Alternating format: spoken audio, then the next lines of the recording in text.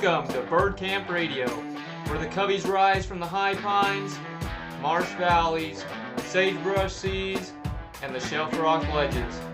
Here at camp, the fire's always glowing, the dogs are never far, and the stories of birds, wild places, and the upland life are just beginning.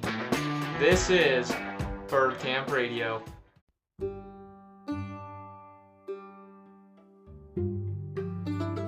Hello everyone, welcome back to the Bird Camp Radio podcast. It's your host, Kellen Golightly, and we're excited to be back for another episode 13 of Bird Camp Radio now. And we're excited to be here with Kenneth Adkins of Virginia. A little bit earlier, Kenneth sent in a bio, which we are going to read to you guys now. Kenneth Adkins is a lifelong outdoorsman from southwestern Virginia, whose hunting roots trace back to 1978, when he began following his father, grandfather, and uncles into the woods. Like many Virginia hunters of that era, his early seasons were spent chasing white-tailed deer during a time when simply seeing a deer was considered a success. Small game soon became a central part of his upbringing. Guided by a grandfather who was an avid rabbit hunter, Kenneth spent countless days pursuing rabbits and squirrels, building a deep appreciation for time afield. He harvested his first deer in 1985, a hunt that would also mark the final time his father ever hunted alongside him. Looking back, Kenneth has come to understand that his father's greatest lesson was not about taking game, but about giving him the space to decide for himself whether hunting would become part of his life. Over the years, Kenneth became deeply immersed in deer hunting, pursuing whitetails with rifles, muzzleloaders, compound bows, and eventually the longbow. About 7 years ago, a simple conversation sparked a turning point when someone told him they weren't hunters because they didn't like deer meat. Kenneth realized how narrow his own hunting identity had become. He wasn't just a hunter, he was a deer hunter. That realization pushed him to broaden his focus. Wanting a more diverse and dog-centered hunting experience, Kenneth shifted his attention to upland hunting. After nearly 9 months of research, he chose a Wirehaired Pointing Griffon and embarked on a 22-hour road trip to pick up a puppy. Armed with enthusiasm but very little experience, what followed was a journey filled with hard work, learning curves, setbacks, field successes, and the guidance of a mentor who has since become a close friend. That pup, Marley, will turn 5 this year. Together, Kenneth and Marley have formed a steady, deliberate team, moving a bit slower than most, but with intention. Marley has been credited with over 400 birds taken over points and has brought Kenneth more joy than he ever expected from a hunting dog. Hunting opportunities in southwestern Virginia are modest, with limited ruffed grouse and seasonal woodcock during migration, along with the occasional resident bird. Kenneth also pursues public land quail in eastern Virginia and Georgia. Though much of his upland hunting involves pen-raised birds, in addition to Marley, he runs a German short-haired pointer named Winnie, whose story is still unfolding, and his wife's labradoodle, Abby, a driven retriever who excels on crow hunts and will see field goose duty this winter. Beyond dogs and birds, Kenneth is deeply passionate about firearms. To him, hunting with a fine shotgun is inseparable from the upland experience. He has a particular fondness for double-barrel shotguns, with regular hunting with over-unders and semi-autos. Pump guns are reserved for turkeys and the occasional squirrel or rabbit hunt. At his core, Kenneth's approach to hunting is thoughtful, reflective, and rooted in tradition, shaped by family, dogs, craftsmanship, and the simple joy of time spent afield. Kenneth, we are excited to have you on, man. How are you? I'm good, Kellen. Thanks for letting me be on.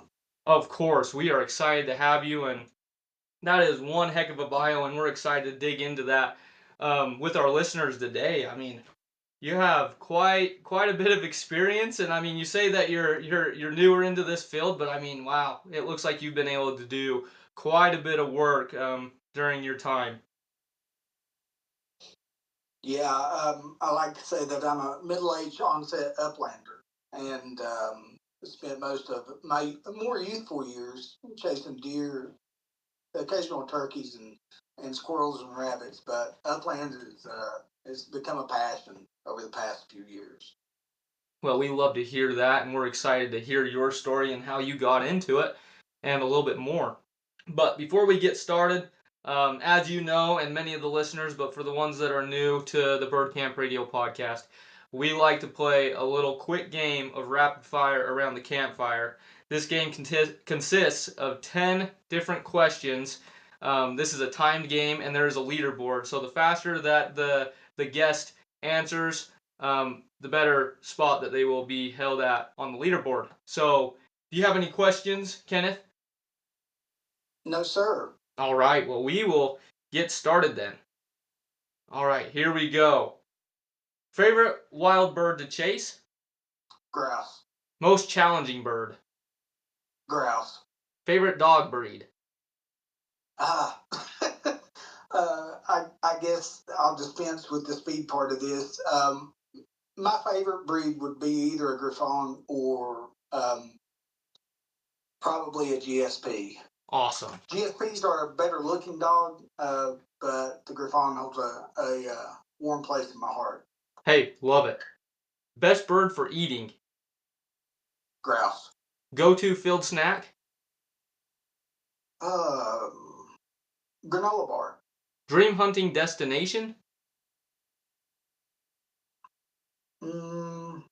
Probably Wisconsin. Favorite month to hunt? Favorite month? Yeah. Unlike a lot of people, I like early grouse season, so probably October into early November. Perfect. Game bag or vest? Strap vest all the way. Solo hunt or with a group? All depends. I love both of them. Feel much closer to the sport whenever it's a solo hunt, so I'll pick solo hunt. Nice. Lead or steel shot? Lead. All right, there we go. That's all 10 questions. You did a great job, and we will release that at the end of the podcast as we usually do. So keep on listening, and you'll be able to hear where he ranks on the leaderboard. But we're excited to get into this with you, Kenneth, and kind of segueing into it. But before I segue, I have noticed something here on the Bird Camp Radio podcast as we have talked to a lot of guys who are into the Griffons, and I, as I've said in previous podcasts, I have never hunted behind a Griffon, and I've never actually seen anybody around here that hunts with them. So it's been exciting and fun to learn with my curiosity of hunting behind them, and it seems like they've been great dogs for many people. Yeah. Whenever I started into the process of, I had decided that I wanted a dog, and then I started looking at different breed characteristics and what I wanted to be able to do with a dog, and what I wanted a dog to be able to do itself. I spent many months reading all I could about the different breeds, and I pretty well narrowed it down to 3 breeds, and that was Brittany, small Munsterlander, and the Griffon.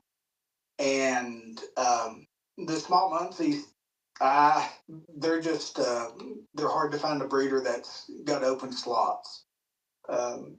Brittany's, they were probably my last choice.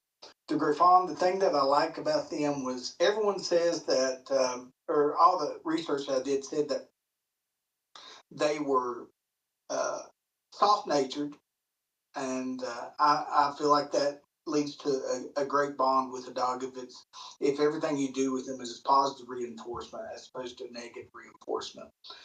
And they have a tendency to be close hunters, and they are slow, methodical hunter. And I know you and I have never met, but I'm pretty slow in the woods. I've got one knee that's all messed up, and I'm a bigger guy, so I needed something that wasn't going to run me up and down the mountains, because where I live here in Virginia and where I hunt mostly is the Appalachian Mountain Range. And, up and down the mountains or out ridge tops, that all had to come into play. So, after some deep self-assessment, I figured that, the slower, more methodical dog that would work closer would be what was best for me. And she excels in all those characteristics. No, we love to hear that. I mean, we kind of gotten the same thing back. I mean, like I said, I've never hunted behind these dogs and don't know a whole lot about them. But from what I've gathered is they're sensitive, but it's sensitive in a good way if you know how to Yeah, deal with yeah. it. And then, like you said, close working dog, very loyal. Um, we've only heard good things about him, and I'd like to be able to hunt behind one of these days. Find somebody around here that has them. Yeah. They're they're not the prettiest breed. I think best looks probably to me goes to a GSP, but she's solid. She's taught me more about bird hunting than I've taught her. No, we love to hear that. I mean, we definitely gotten that from most guys. It's you learn the best way to learn with upland hunting is through a dog, and sadly, I don't have that opportunity right now with us being in an apartment. But that's what kind of makes this fun for us right now. While we're still shopping for a house, it's kind of fun to be able to talk to guys like you with different breeds, kind of get different ideas and characteristics of these dogs. Because I'm open, I'm shopping for anything. I'm open to anything. I have some ideas of what my first bird dog of my own will be, but I'm still open to everything until that comes along. Oh, I understand. It's best to do the research. That's right. That way you're not disappointed. That's right. Well, that's awesome to hear. So, as many of you guys know, here on the Bird Camp Radio podcast, we bring guys from all sorts of different states who have upland game background of hunting, um, even into Canada. But what we like to do is take their bio that they send in and really focus on that bio and get to really know who these guys are, why they do what they do, and how it's impacted their life and how it can impact us. We learn a lot of wisdom, a lot of knowledge from these guys. We find it really important on this podcast to build a community of uplanders who can cross connect with each other and get to know each other and learn from each other. So that's what this is all about. And we're excited to get to do that with Kenneth because I feel like he's got a lot of good knowledge and experience that we can learn from him today. So kind of starting off here, Kenneth, I just kind of want to start with the beginning of it all. I mean, 1978, you're out there hunting with your family. Can you kind of paint us a picture of what that looked like back then in southwestern Virginia? How was the hunting then? It was it was I think one of your previous guests referred to the orange, and that's exactly what it was. It was all public land. The county that I lived in at that point, they did not have a deer season due to just lack of a population, and it was traveled to public land to national forest, and camper in every wide spot, and um, really in those days there was if you saw a deer during the season, whether it's a buck or doe, that was a successful season. And the high tech clothes that we're so blessed to have now that keeps us warm, keeps the wind off of us. The great boots that we have now that keep our feet warm. None of that existed at that point, so it was as much a struggle with the elements as it was against the whitetails. That's awesome. No, that's crazy. I mean, here in Utah, I guess we haven't, at least during my time, we haven't had to worry about that too much. I mean, it's been kind of rough the past few years with deer. We've had what we call snowmageddon, kind of wiped out Yeah. the deer populations a little bit, but I mean, it's never been to that kind of extent, but that really would teach you some patience and give you different expectations as a hunter. I agree, and I think it ended up helping a lot with woodsmanship. Woodsmanship is so important, no matter which sport you take on in hunting. The person who's the better woodsman is going to be more successful than the one who isn't. Yeah, I mean that's one of the biggest and key factors. For the people that listened to the last podcast, um, we had an uplander from the Cascade Mountain Range in Oregon, Andrew Terry, and he talks a lot about the importance of woodsmanship, and how important it really is as a hunter. And I mean, I feel like it's sometimes easy, especially now with how easy and accessible things are, to kind of forget about that.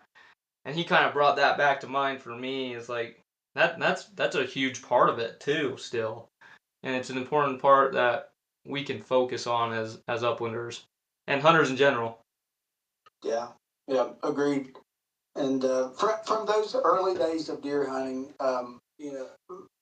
Virginia went through a deer population explosion in the late 80s and early 90s, and it got lots easier. And, I found myself, concentrating on numbers of deer, then concentrating on big bucks. And so it's a far cry now from what it used to be. People that come into the sport now, they don't realize how blessed they are to be able to participate at this point. Mm-hmm. No, that's good to hear. That's good that it seems a lot better now than it was. No, that's good. So, kind of going and segueing to the upland game part. I mean, you spent the majority of your time. I mean, you hunted rabbits, squirrels, and then of course white-tailed deer. Let's talk about that kind of shift into it. Yeah, probably 7 years ago, I met someone, and the talk turned to hunting. And I asked if he was a hunter, and he said no, he didn't like deer meat.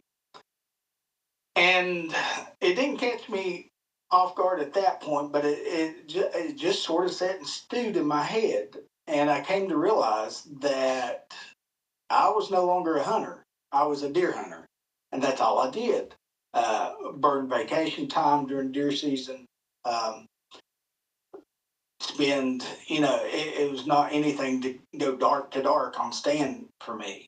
And so there wasn't a whole lot of moving other than to walk to a stand and then walk back out at dark. And there's not a whole lot of shooting for deer hunters.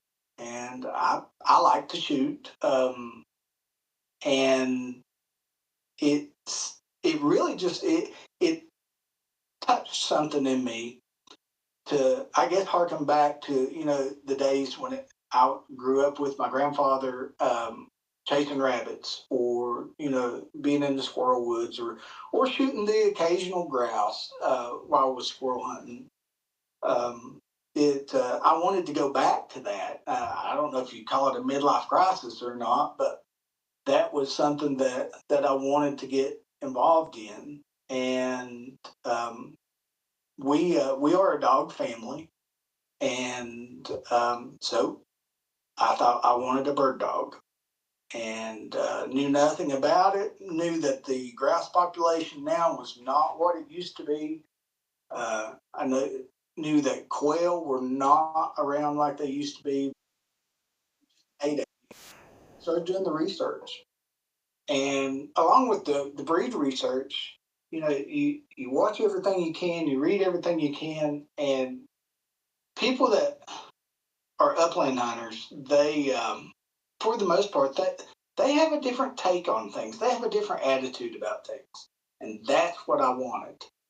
And gosh, it just sort of snowballed. And 5 years ago, I quit deer hunting, and actually this year I went for a sit, and for 2 hours one day and for 3 hours one day, and was just unable to sit still because I wanted to walk around and see if I could find a drum log, or find some quail on this place that I was hunting at.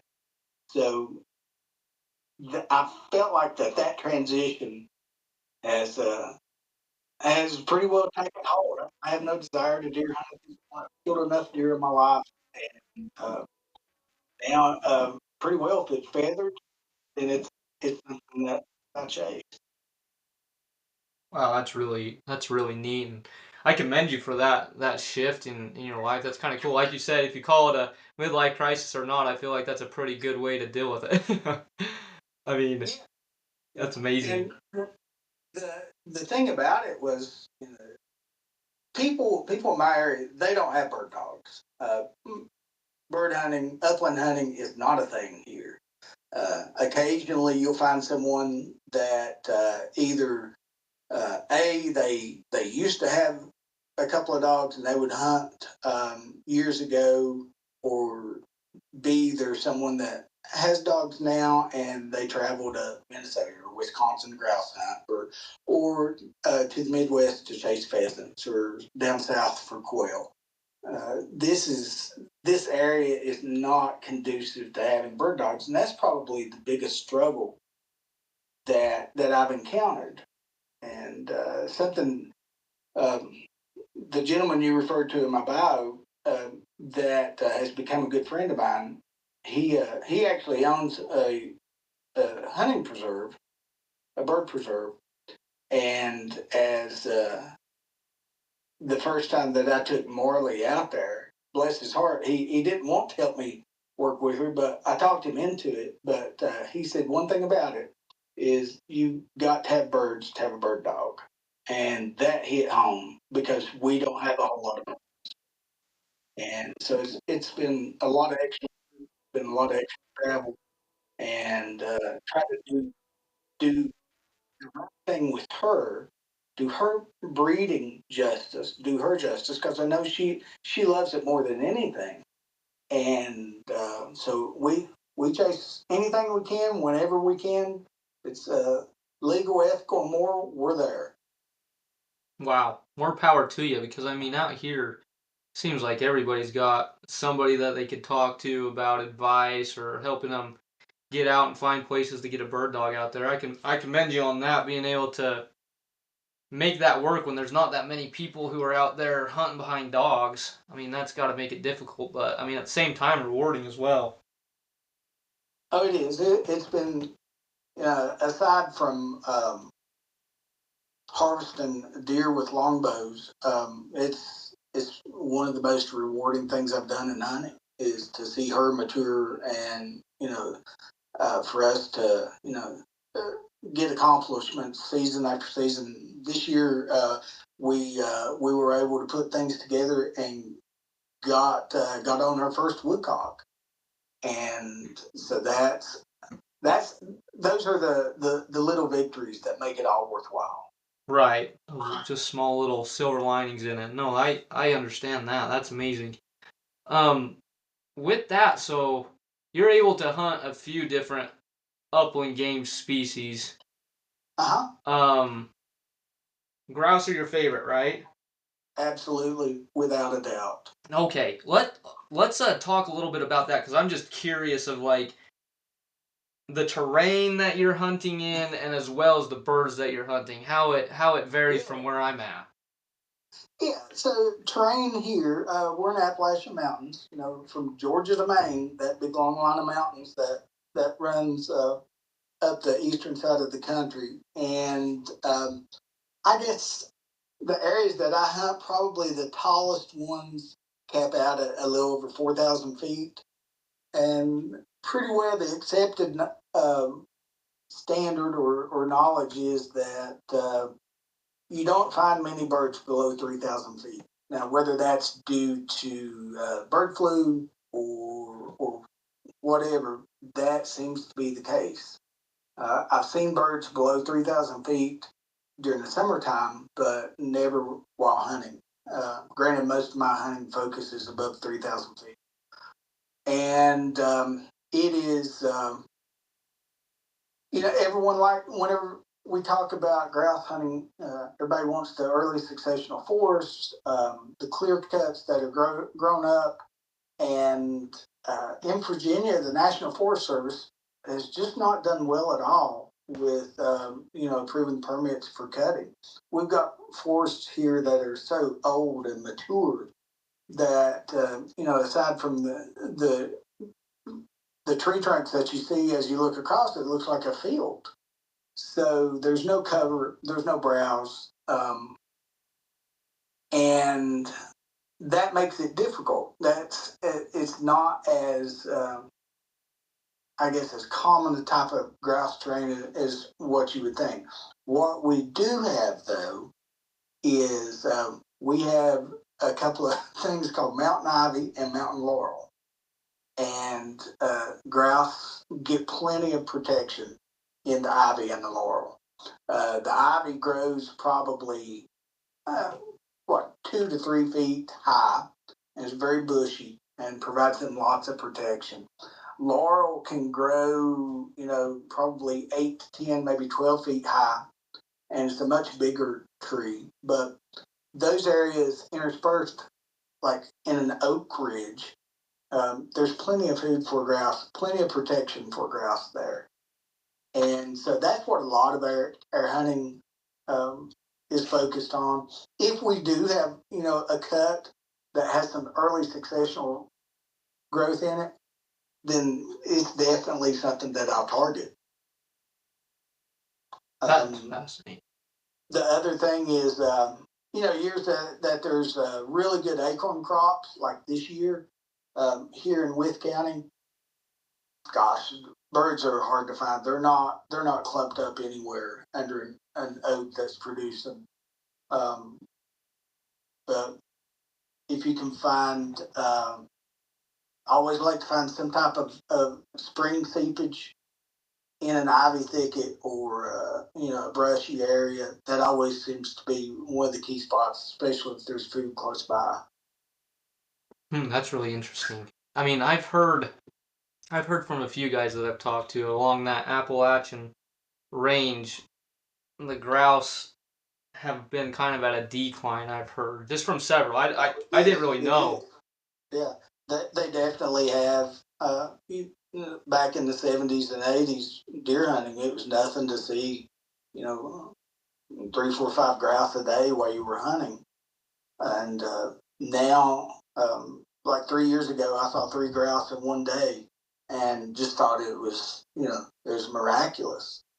And so it's a tough hunt here in Virginia, and the State Game Commission does a grouse hunter survey every year, and those that participate, it's voluntary. Those that participate send in information. And this year and last year, the flush rates ticked up for the first time in years. So that's that leads me to be a little bit optimistic, but until they start cutting, we're not going to have grouse like we ever used to have, and may not then. Wow, really shows the importance of that. I didn't realize that it was that big of an impact on them.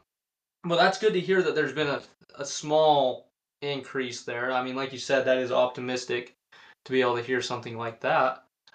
So where you're at, is it typically public land, or do you got a lot of access to private land as well? How does that work? A lot of access to private? No. I'm fortunate to be on a lease with a group of guys that is 1,200 acres and has had rotational cutting for the past several decades. But that's a 2.5 hour drive for me. Everything else is public land, but where we live at here, we've got probably 100,000 acres of national forest, and then we have 5 wildlife management areas that are within an hour's drive. So there's plenty of public land here, and that's where I spend the majority of my time, is chasing grouse or woodcock on public land. That's really good to hear. I didn't know how the public land system worked there and what you had available, but that's nice that you have quite a few different places that you can go and hunt and make it happen. When it comes to populations of just the upland game birds in general, what would you say is probably the best population where you're at? I don't know. Do we get to count the woodcock migration? You can count it. I'd say so. Certain times of the year it would be woodcock. The rest would definitely be grouse. Quail haven't been here in quite some time. There's a program that the state game commission started a few years ago to work with some property owners to reintroduce quail into this part of the state. But as for whether or not that's successful, I've not heard. It's not somewhere that I would even go and ask permission to hunt, because I want the birds to try to get reestablished if at all possible. So, in all honesty, the majority of my hunting is probably grouse, with woodcock second. The majority of my shooting is pin raised birds. That's awesome. No, that's really cool. So, what breed of quail did they reestablish there? What do you guys have?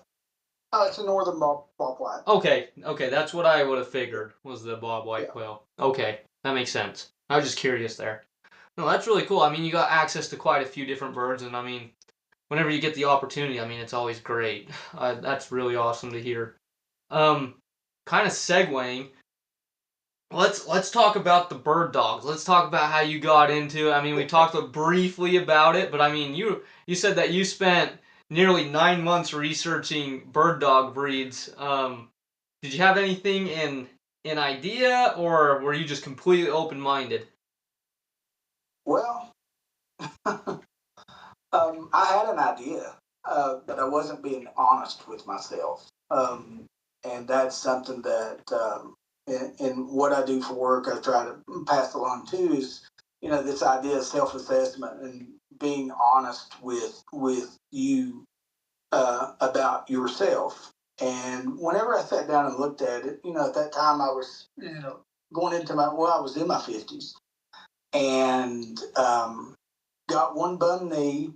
I'm slow on it, and then I'm a bigger guy and sort of slow to do that. So, like I mentioned earlier, I think the best looking breed out there is the GSP, and there's just something about that breed that's just amazing to me. And then I started reading about the GSPs, and I wanted to look at English pointers, and I started reading about them and understanding that these are high energy athletes that need space and need to be able to stretch it out whenever they're hunting, and that's just not the terrain that's around here. Plus, I couldn't keep up with them. So I convinced myself to start looking at dogs that worked a little bit slower, and dogs that worked typically a little bit closer. And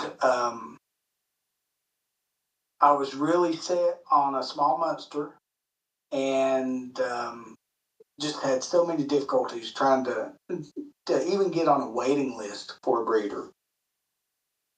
And so whenever I looked at my two that were left, it was the Griffon or a Brittany. And the Brittany, like I had said, was my third choice. The Griffon, she actually, the breed ticked every box that I was looking for. They're just not the prettiest dog in the world. And love to say that she's not got classy points, but they're solid. She's just a rough-looking wire-haired dog after she comes out of a thicket, or through a bunch of snow-covered brush. She has she has it where it counts, though, and that she has the heart for it, and I can keep up with her. And that's one of the biggest things that's led to enjoyment for me, is being able to experience. I remember like yesterday, her first point on a wild bird. And if it had been a setter or a pointer or a GSP, then I'm sure that I would not have been able to be there to see that dog slam that point.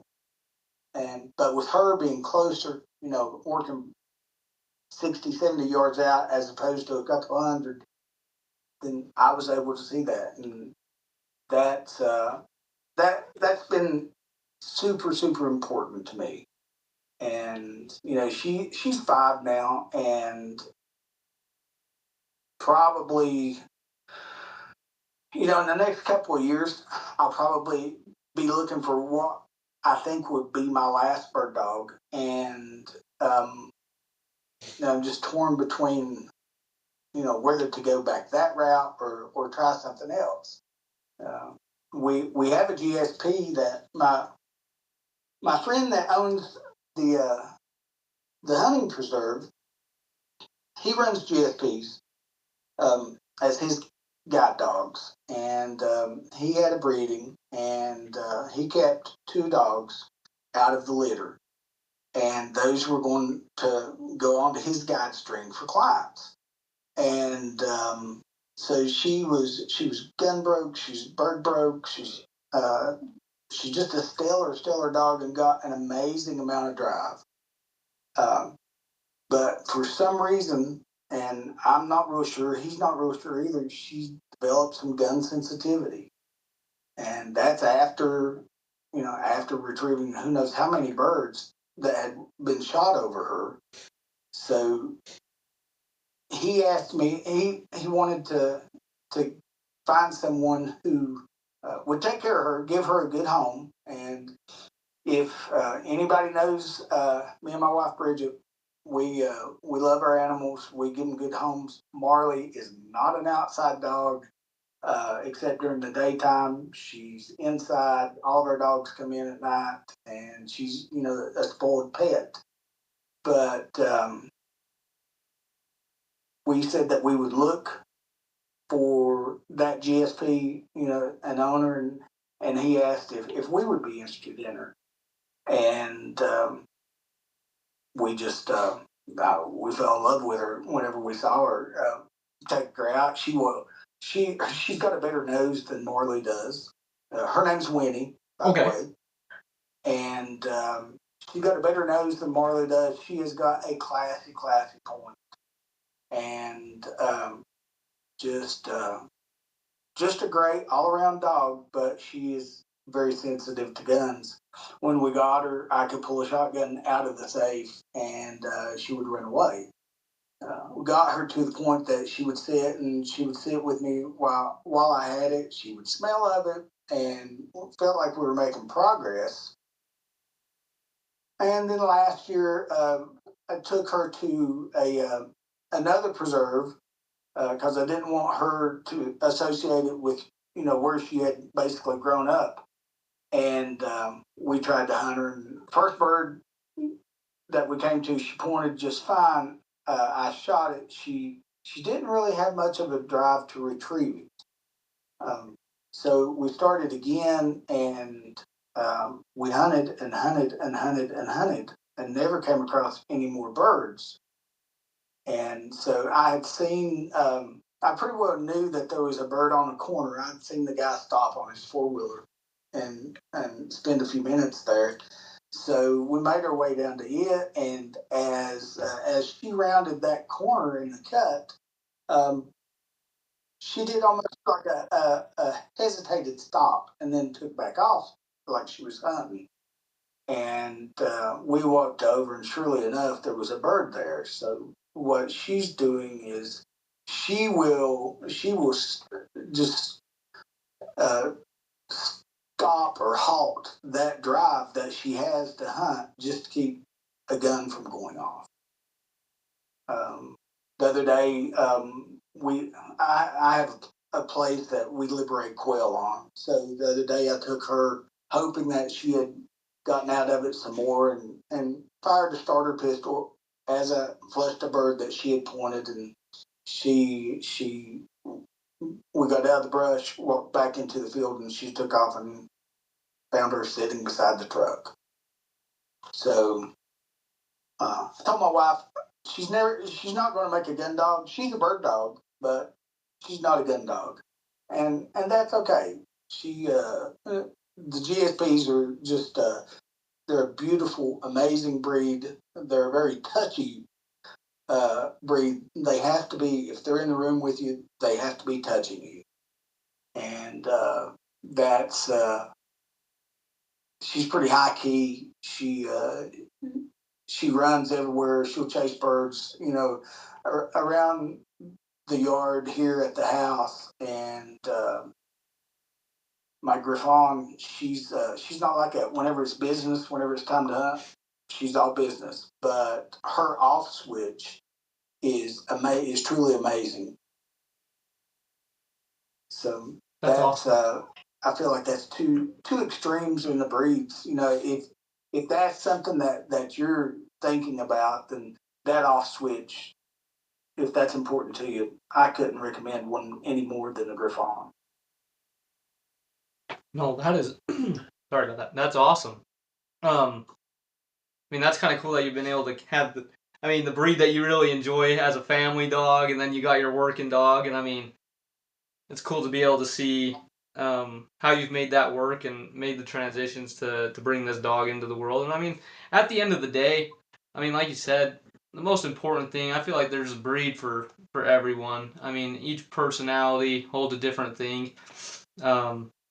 For us, I mean, we're bird dog people, but at the same time, we're horse people too. And I feel like it's kind of the same thing across any animal and any breed. It's like there's always one that fits you the best. And I mean, you've been able to find that and be able to have, like you said, best of both worlds. Being able to have the the Griffon and then as well as your pointer. So that's really cool.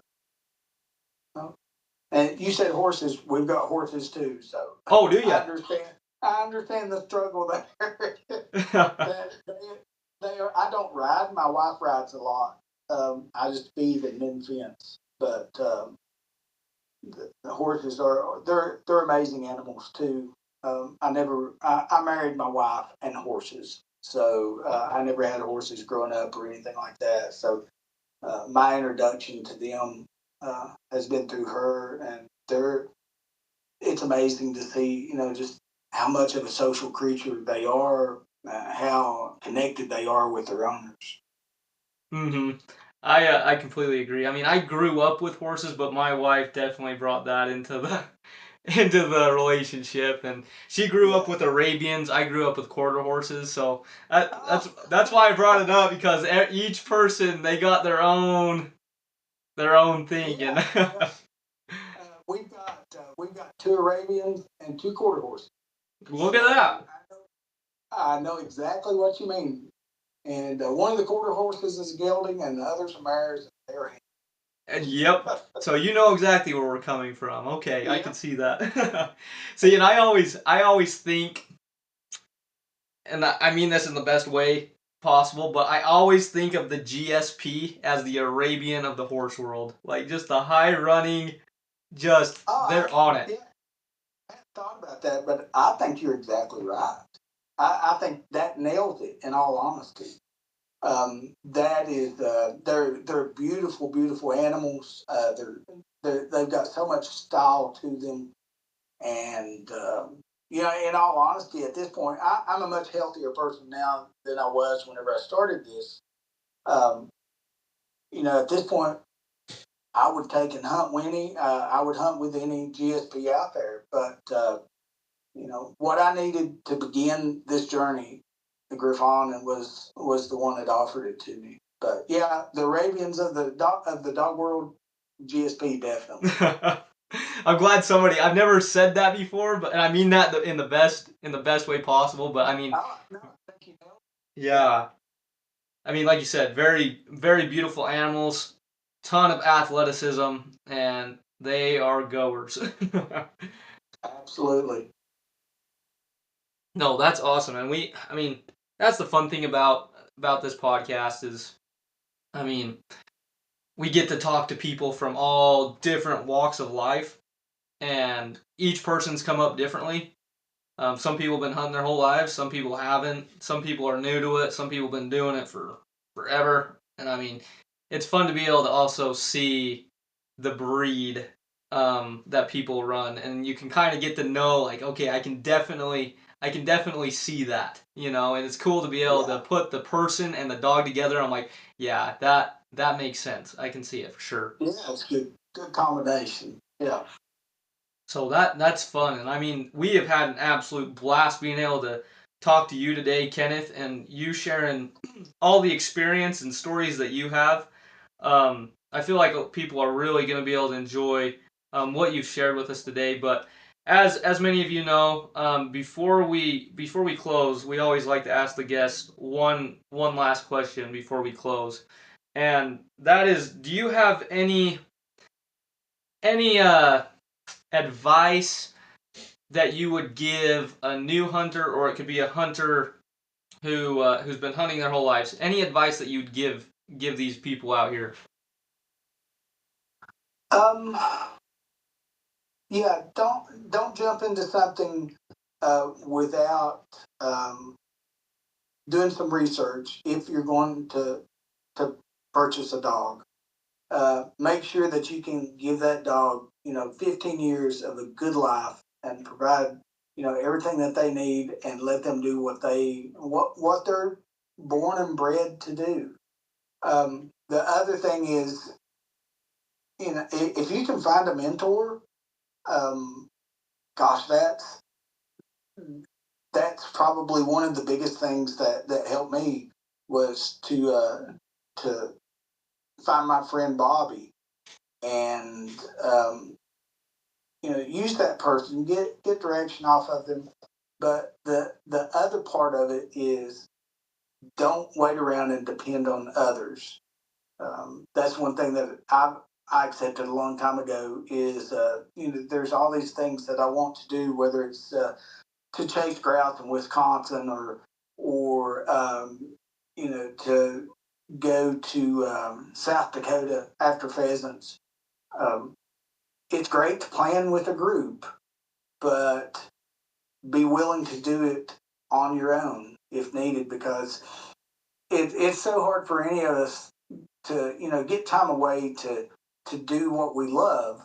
And then whenever you put 3 4 5 people together, making sure that everyone can make their schedules stick and can plan things out, that's great if it works. But if it doesn't, then there goes your opportunity to do that, and be prepared to go it alone if needed. That's one reason, whenever you asked about solo or as a group, solo hunting to me is extremely personal and extremely important to me. I enjoy hunting. We have a hunt coming up Friday with it's a family hunt that I do with my wife's brothers. Um, but and that will be a good time. But be prepared to go it alone, because if you're depending on others, you can wait a long time. I completely agree with that, and this is why I ask the questions to you guys, because I couldn't have said it better myself. That's one of my favorite questions to ask people here on the podcast, because we get so much good advice, and you have done that here today. We've enjoyed everything that you said. Like you said, don't you can't always depend on others. Get out there and do it. And like you said, there's something super personal about being able to hunt on your own and being able to have an open mind with that as well with groups. I completely get that. And then, like you said, doing the research. Sometimes that's where I go a little wrong. Sometimes I like to jump full throttle into something, and I have to keep myself from keep myself from doing that, getting myself in a situation. Because I mean, that's big. Like you said, I mean, you're going to be spending quite a bit of time with this animal, up to, I mean, heck yeah, 15 years.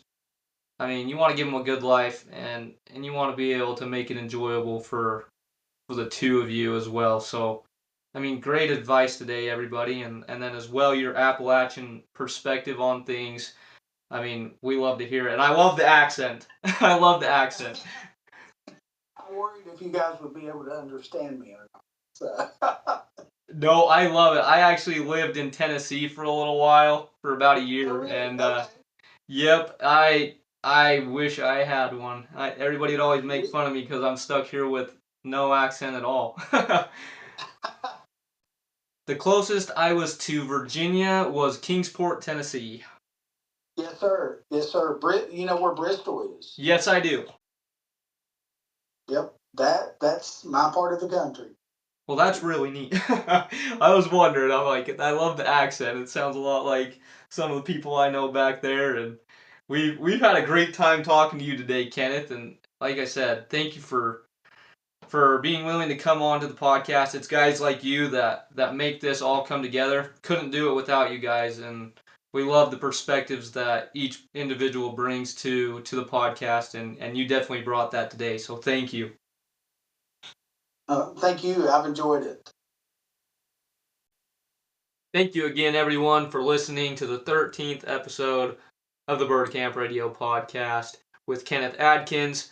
I hope you guys enjoyed listening to him as much as I enjoyed talking to him. Really great guy, and loved his Appalachian perspective on upland game. Kenneth, your time for the rapid fire around the campfire game was 1 minute and 27 seconds, which puts you in 12th place on the leaderboard. Thank you for answering the questions and giving us a little bit more knowledge on you. Once again, everybody, thank you for listening. If you have any recommendations or you have anybody that you'd like to have on the podcast, please reach out to us.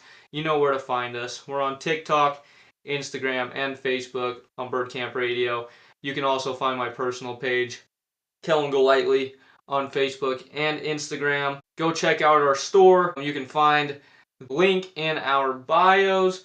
As well, if you'd like to, my book has been out for 2 weeks, Where the Grouse Once Drummed. If you want to go give that some love and check it out, you can find that on Amazon in paperback, hardcover, and ebook. And soon it will be out on Audible, so I'll keep everybody posted on that. Thank you again. You've been listening to Bird Camp Radio, where the high pines, marsh valleys, sagebrush seas, and shelf rock ledges always call us back. Until next time, keep your dogs close, your shot true, and your campfire stories ready to share. We'll see you back at camp. Don't miss out on the next episode, where we'll host our next guest on the podcast. You don't want to miss this one. Thank you.